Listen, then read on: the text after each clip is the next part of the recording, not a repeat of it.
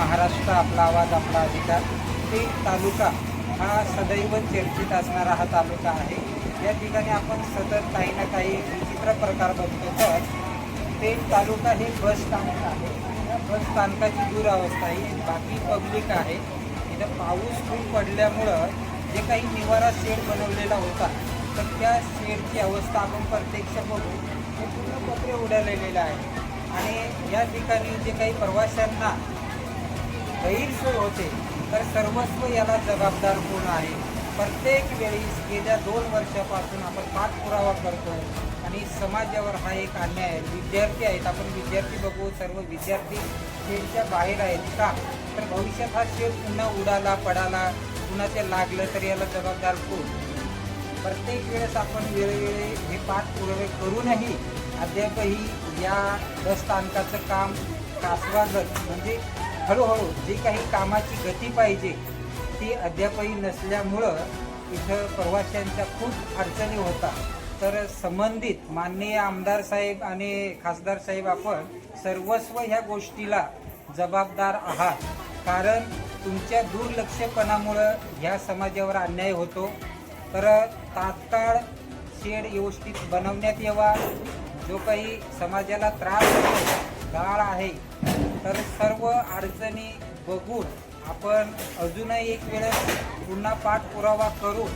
अद्यापही याच्यावर मार्ग न निघाल्यास आदिवासी समाज रास्ता रोको आंदोलन करण्याचा इशारा देऊ शकतो. धन्यवाद. सोपान.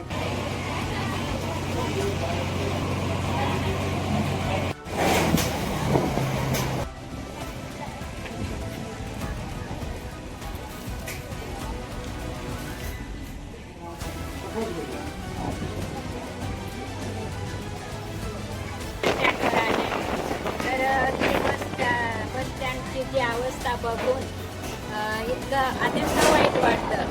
तर हे पुढारी जे आहेत ते काय करतायत.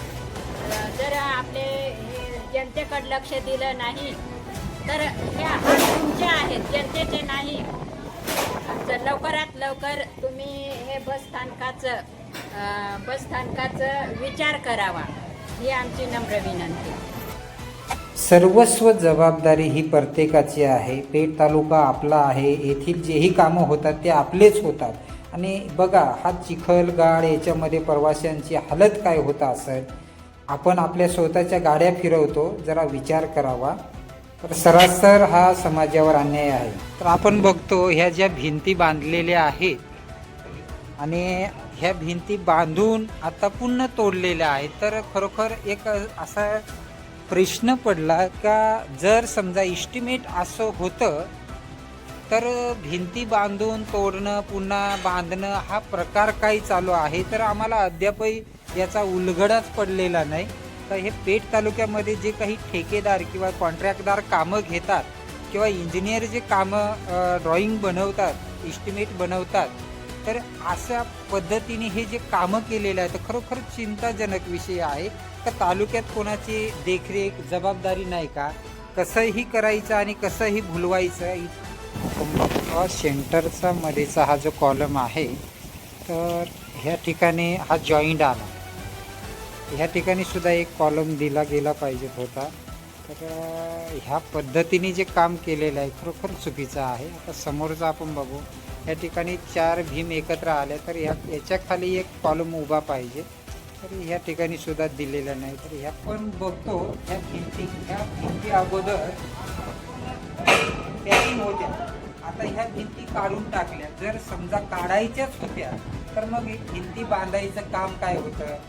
म्हणजे ही कुठंतरी जे काही गव्हर्नमेंटचा जो कोणी ठेकेदार आहे किंवा जो कोणी इंजिनियर आहे त्यांनी इस्टिमेट तयार केलं नाही का. इस्टिमेट जर बनवलं ह्या पद्धतीचं होतं तर मग ह्या भिंती बांधायला का पाहिजे होतं.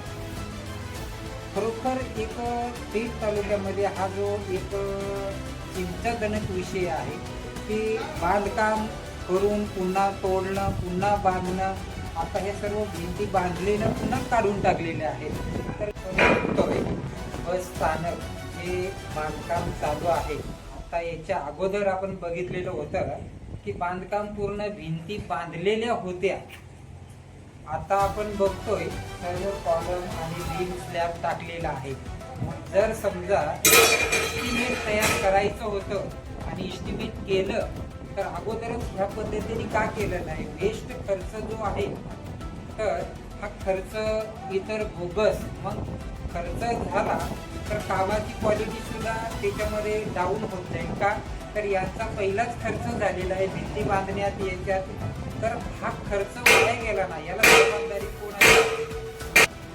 आपण बघतो महादेव मंदिरासमोर खड्ड्यात रस्ता का रस्त्यात खड्डा हे सुद्धा कळायला मार्ग नाही. इथे पूर्ण रस्त्यावर पाणसानी व्यवस्था नसल्यामुळं पूर्ण रस्त्यावर गाळ चिखल पाणी येणाऱ्या जाणाऱ्या प्रवाशांना खूप अडचणी होतात. तर या सर्व गोष्टी संबंधित जे कोणी जबाबदार व्यक्ती आहेत त्यांनी हे बघितलं पाहिजे, केलं पाहिजे. कारण रस्त्यावर पाणीच पाणी असल्यामुळं रस्त्यावर खड्डे पडतात आणि खड्डे पडल्यानंतर अपघात होण्याचे चान्सेस असतात. म्हणून तात्काळ हे खड्डे भरण्यात यावे जेणेकरून प्रवाशांना कुठलाही त्रास होणार नाही. आपण बघतो इतकं रस्त्यावर पाणी साचलेलं आहे. याचं कारण काय असू शकतं? तर सांडपाणी व्यवस्था, गटारी ज्या बांधायला पाहिजेत किंवा गटारी ज्या काही दुरुस्त करायला पाहिजेत त्या नसल्यामुळे हे पाणी सर्व रस्त्यावर थांबतं. तर म्हणून नगरपंचायत आणि PWD रस्त्याचे खड्डे वगैरे बुजवण्यासाठी आपण समाजासाठी योगदान द्यावे जेणेकरून समाजाला त्रास होणार नाही. धन्यवाद. सोपान पवार पेठ.